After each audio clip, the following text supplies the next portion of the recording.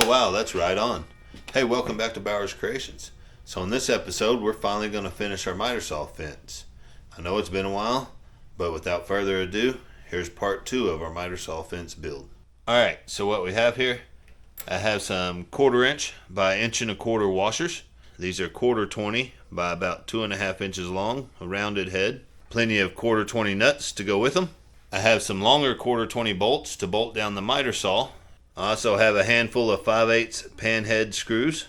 I have our stick-on tape measure. We have our 7/8 unistrut. I also have about a 10-foot piece of maple a good friend found for me. So really the first thing we need to do is find out how long we need our unistrut and our board cut, and then we can mill our board down to exact dimensions we need and carry on from there.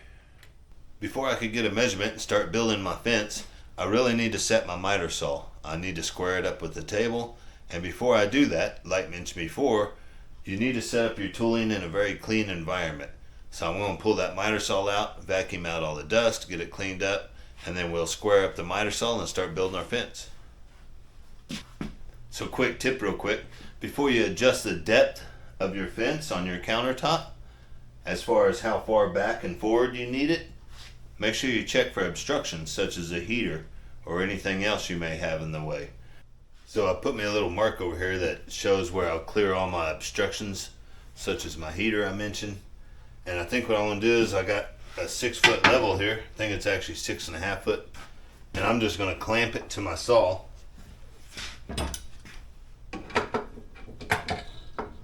When you put these clamps on, be mindful that we're wanting to mount the saw, so watch where your mounting holes are. Alright, now that we got that clamped on there, I trust the factory edge of this countertop way more than I do the wall or anything else.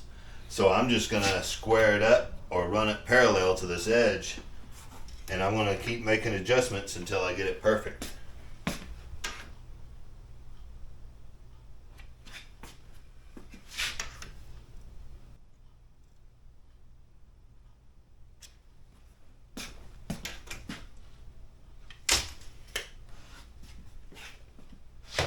Alright, so I'm exactly where I want it. I am just a little bit farther out this way than my mark, which is fine. And I'm going to mount the saw right there. Yesterday we did get some pilot holes drilled. However, the largest hole I could drill with the saw in place was a 1/4 inch. That's perfect for our hardware, but that doesn't allow us any adjustability. So I went ahead and pulled the saw again. I drilled all of our holes out to 5/16. That'll give us a little bit of play if we need it. And that also allowed me to clean the surface again. Because when I set the saw back in here, I'll need to shim it, make sure it's level, along with making sure it's running parallel with the table. I got this all set back up here. It actually leveled out real nice. I didn't really have to do much to it. Got it all bolted down. It's lined up with the front edge of my countertop. Real nice. Don't put up your straight edge yet. We're still going to need it. I also got my measurements we need for our board, but I'm not going to cut it until I'm done with all my other milling yet. That way we can square off the ends, get rid of any planer sniping or anything like that that happened. If you remember in the first part of this build, we set this reveal to about an 1/8 inch, which means I need a 3/4 inch thick board to finish my fence. However, I'm going to plane my board all the way down to 11/16, and I'll show you why here in a minute. As far as the width, it doesn't really matter as long as it's not any narrower than the unistrut. I'm going to cut my board to 1 7/8 inches.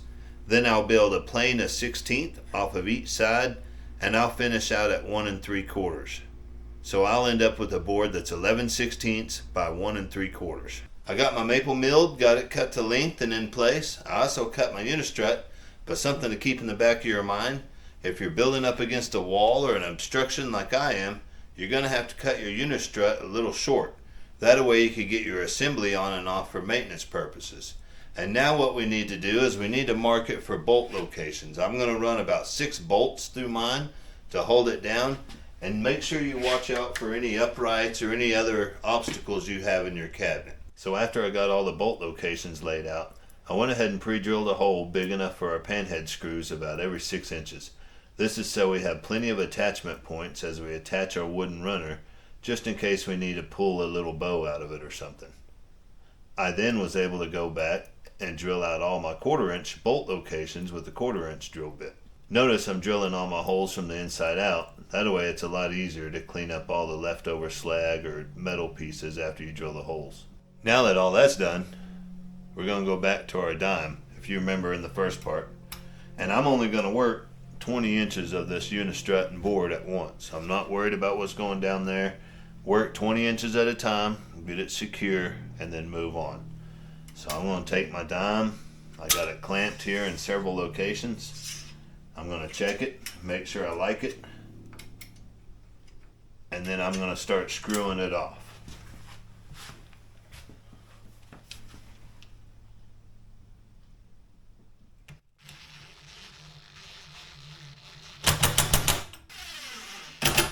After you run a few screws in it, you might go back and double check, make sure nothing moved on you. Now that we got that started, I'm just going to keep working down a few screw holes at a time. Don't forget to double check as you go. Now that we have our unistrut attached how we like it, I'm going to go ahead and drill out all my 1/4 inch locations all the way through my piece of maple. I'm going to back it up with another piece of wood so it doesn't blow out real bad. But make sure when you're done drilling all these holes, you clean up any burrs you may have so it's nice and smooth. So there's probably better ways to make a straight edge. I could have cut something on the table saw or whatnot. But I think this will work. My unistrut was pretty straight. My board's pretty straight. I've taken a lot of measurements. And now all I'm going to do is transfer my 1/4 inch holes through my countertop. I'll go ahead and pull all this assembly off. And once again, the holes in the countertop I'm going to drill out to 5/16. That'll give us a little bit of adjustability when we set it all back up. So a lot of rinse and repeat with this. Notice we're cleaning our area again. We sure don't want any of that debris from drilling holes getting in the way. But we're going to reassemble everything one last time. This should be the last time we put it together. And we're going to bolt it down this time. So as we bolt down our fence system, what I'm going to do is I want to use 2 fender washers in between the fence and the countertop. And what this is going to allow is a place for the dust to escape. It'll push under the fence and won't get trapped in front of it. Another thing I did to help alleviate that is I broke the edge of this when I done my finish sanding. It has a slight little round over to it. Oh wow, that worked out great. Now that I got that done, let me move these drawers out of the way and we'll get her bolted down. Hey, would anybody like to see how I build these drawers? Comment down below. Everything's gone pretty well for us. I think it'd be pretty safe to work this part of the fence and then slide our straight edge down and work the last part. We'll take some extra measurements just to make sure, but that'll save us from having to set up a funky contraption again.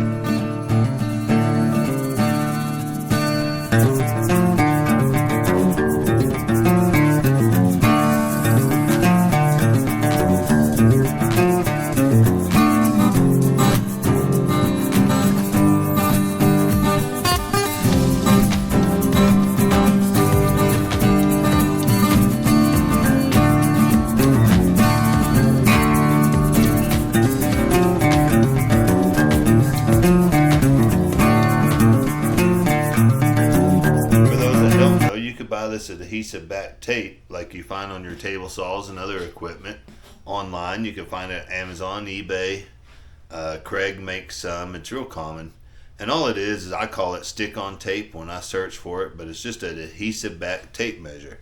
You can get it in different widths. This is a 1/2 inch width. You can get it in 3/4, but what we're going to need is a 1/2 inch width. Now another variable you need to think of when you order this is obviously the length, but the orientation. These come in a left to right and a right to left orientation. For example, on my saw, I need a right to left orientation. If you're just cutting on this other side of the saw, you would need a left to right orientation. So keep that in mind when you order this. Okay, I got you zoomed in real good so you can see what's going on, because this is how we're going to set up our tape. I'm taking a preliminary measurement, and as you see there, 12 inches is the first hole number that hits our fence.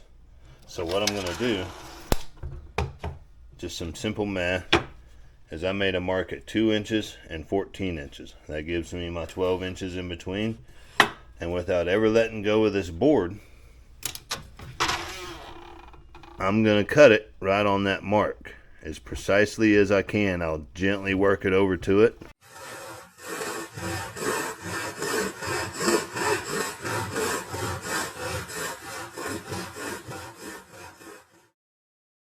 And without ever letting go of the board, I'm going to mark that 14-inch mark on our fence.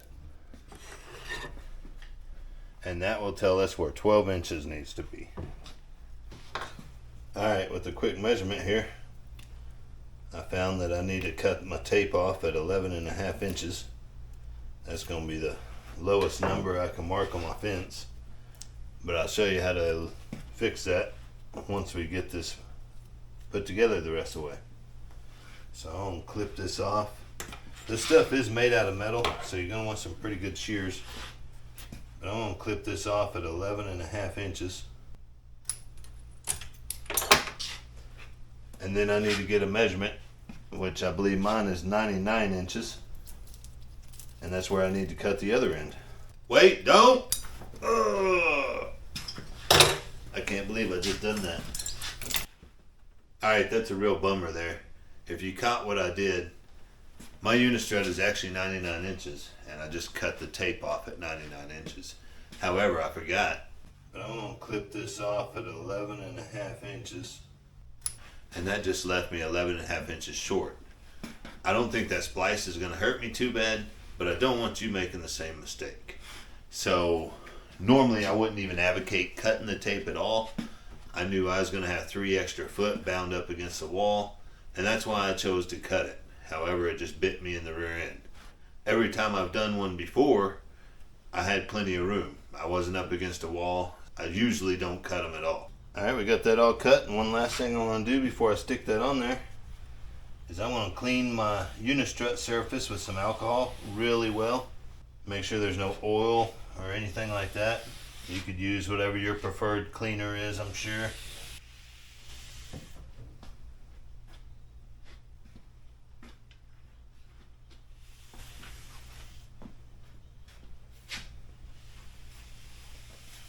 Okay, we gave that a little bit to dry, and now I'm just going to peel the first foot or so of the sticker, and then when I line this up, you don't have to be super precise. We got adjustability, but try to be as precise as you can. But more importantly, make sure you're running straight on the unistrut. You don't want to be running uphill or downhill on your unistrut. So I kind of got that started. I'll stick it in a few spots. Slowly working it. Now I can peel off more off the back. Line with that.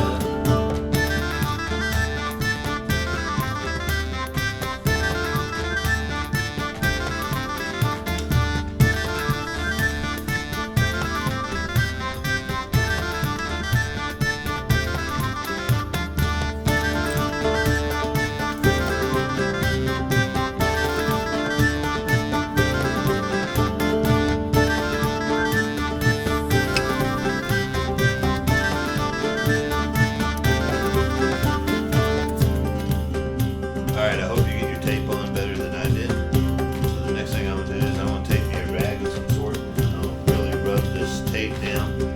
Make sure it's stuck real well. Then slide your assembly on and you're pretty much finished up. Of course, we still got to adjust it, and I actually have about 10 more minutes of talking points and stuff like that. But I think we're going to cut this video off on a build video. We got it built. We're going to release it. It's already getting long at this point. I'll try to cut as much fat as possible. And then I'll throw out another video on several talking points such as adjustment, safety, a little bit more detail on some other topics. In the meantime, I appreciate you liking and subscribing to my videos. Comment down below on what you'd like to see in the future, and we'll see you next time.